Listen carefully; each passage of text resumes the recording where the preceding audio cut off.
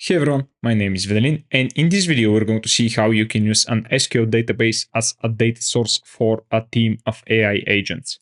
We're going to start by using the CrewAI library along with the Llama 3 Open LLM, and we're going to build some custom tools that allow us to connect to an SQL database.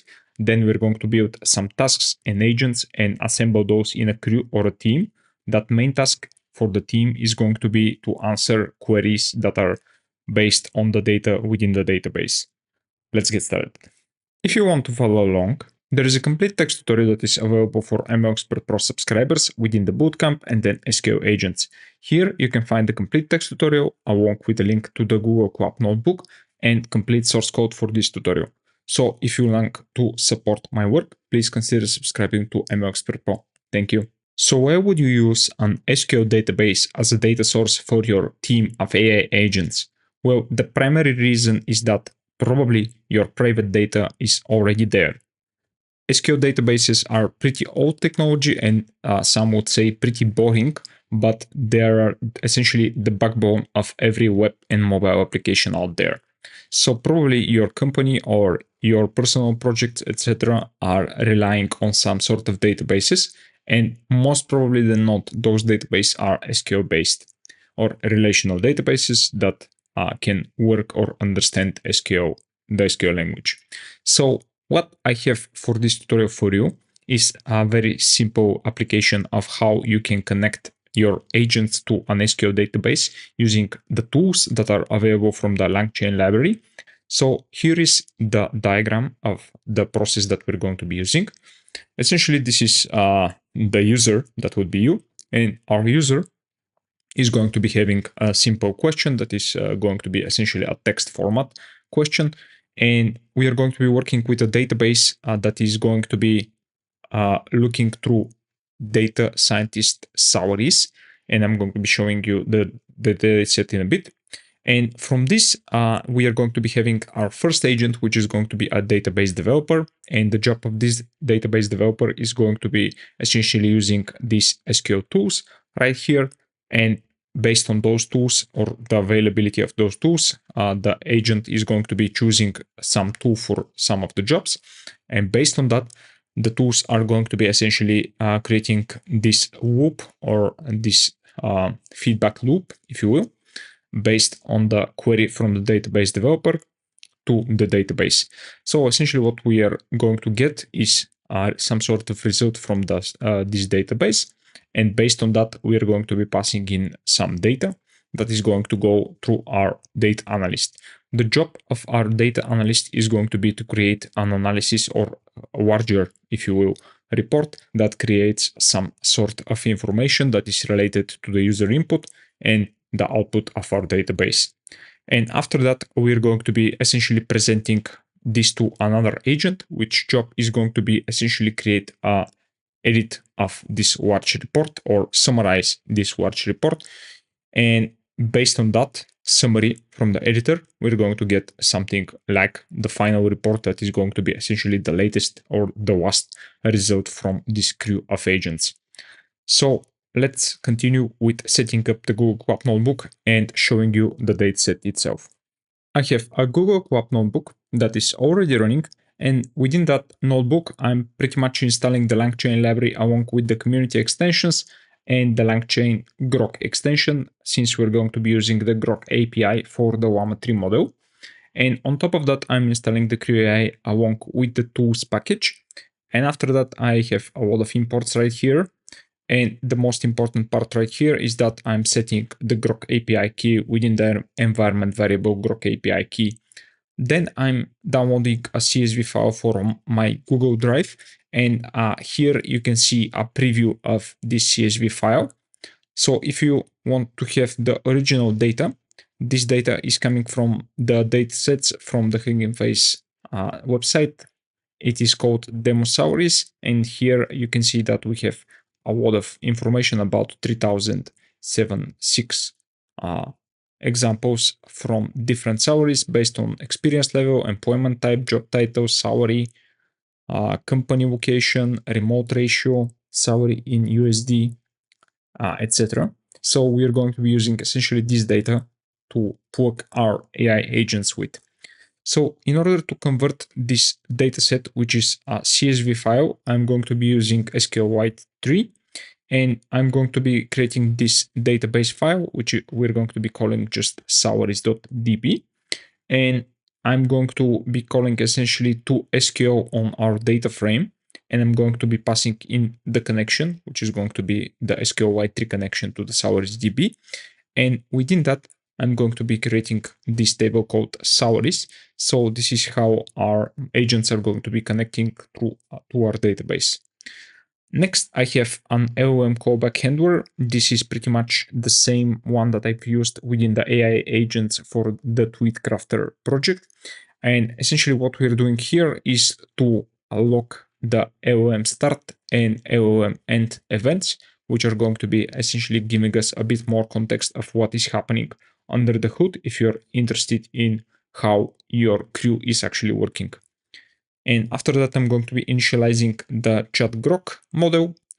We are going to be using, again, Llama 370 billion parameter model, and I'm going to be passing in our callback handler with a prompts.json wine file in which we're going to be essentially storing the walks for our LLM.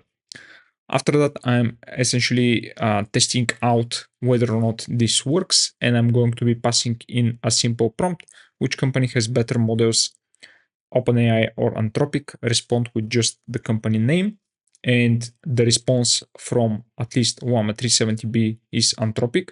Let me know if you agree with that in the comments down below.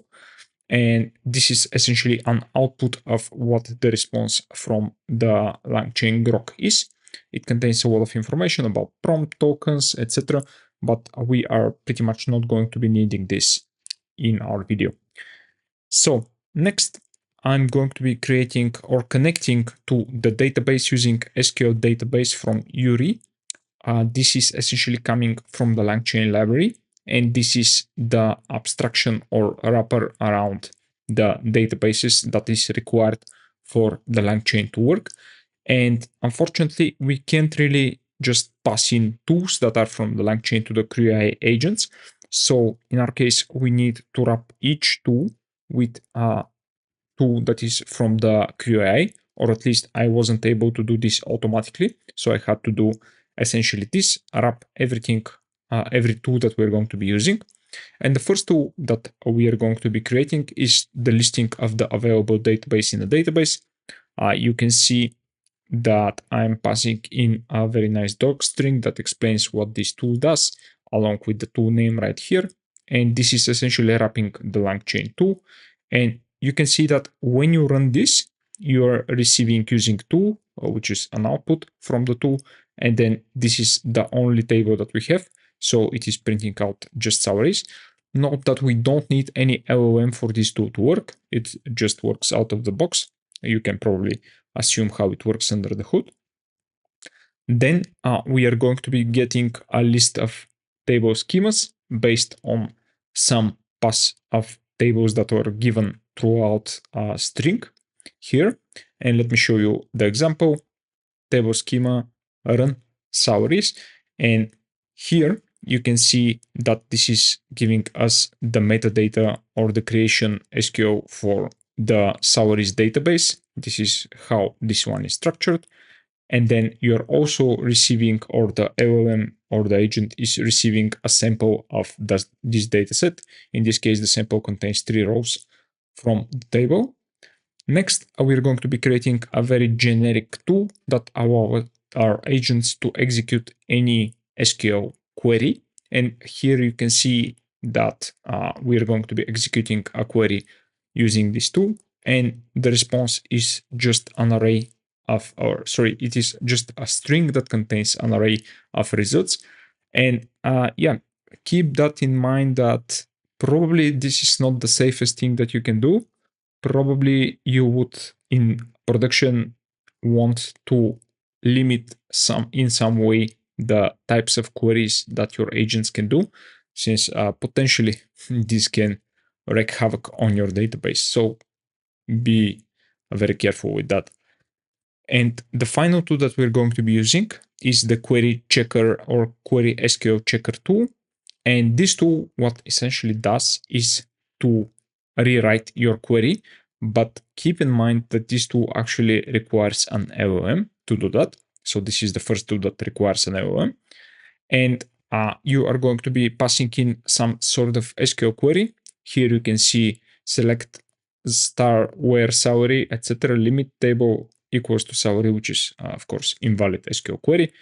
And you can see that the rewrite is actually a valid SQL query.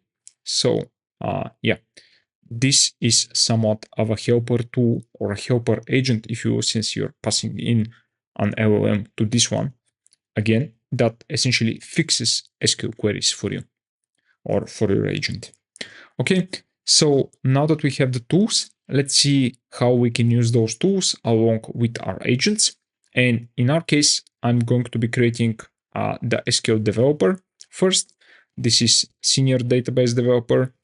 And the job of this developer is to essentially execute queries and return the responses from that. I'm giving it some background along with an explanation again of what each tool does. I found that this really helps with the agent understanding of how it needs to use the different tools. In some way, I'm repeating the information from the tools, but then again, I found that this really can do wonders if your agents are getting stuck within the process of executing or finding tools. Then I'm passing in a list of all of the database tools that we have already created along with the LLM, and I don't want this agent to delegate any of the work. The next agent is going to be the data analyst. So this agent is going to be essentially getting the data from the SQL database or the database developer, and based on a user query, it's going to provide a report or a large analysis of what is happening with the data and what his or her observations are. And then we have a senior report editor, which job is to essentially create an executive summary of the report from the analyst. So the job would be to just create a summary on the most important parts. So these are the only 3 agents that we're going to be using in this tutorial. And these are the tasks. Those are pretty much self-explanatory, but keep in mind that the user input will be passed in right here. So based on some user query, the SQL developer or database developer is going to create some SQL queries that are going to be passing into the tools and getting data based on that. The analyzer or the analyst is going to be also receiving the query, but it is dependent on the information from the extract data task. And then the writing of the report is going to be essentially create a summary from the analysis. Note that this doesn't get the query from the user. Probably also you can pass in some sort of information from the query that wouldn't hurt.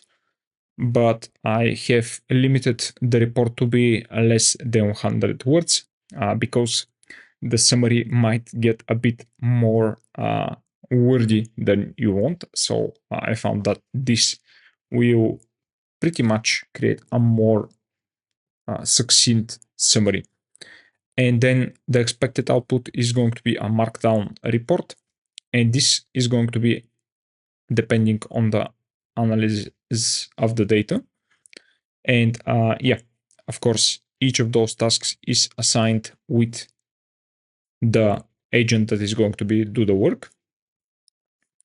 And then for the crew itself, I'm going to be just using a sequential process, and I'm going to be passing in all of the agents along with all of the tasks in the correct order. And I'm going to be requesting a log file right here. I don't want to be using any memory for our crew. And this is essentially the first question that we're going to be asking. So effects on salary in USD based on company location, size, and employee experience. And I'm going to be calling the kickoff method. And here in real time, we're going to see how this one performs. So you can see that we got the salaries table first, then the schema of the database along with the sample rows. And here is the query that the SQL or database developer is creating. It looks quite correct, and it is also containing an average, and it is looking through the salary in USD column, which is really important. And this is the response that it got. So this will be passed to the analyst as a dataset, and the analyst has created this rather large report. You can see that it contains a lot of information. And finally, this large report is passed to the senior report editor, which is going to be essentially creating our executive summary. And let's see what the final output is. So, key findings: company location, size, employee experience significantly impact salaries. The United States offers the highest average salaries, with large companies and executive experience associated with the highest salaries. European countries offer average salaries, while Asian countries offer average salaries ranging from much lower compared to the US salaries. Small companies and entry-level experience are associated with lower salaries. What essentially told us is that you are probably going to be better paid in the United States and in larger companies. Of course, you need to have a lot of experience. Let's try another one.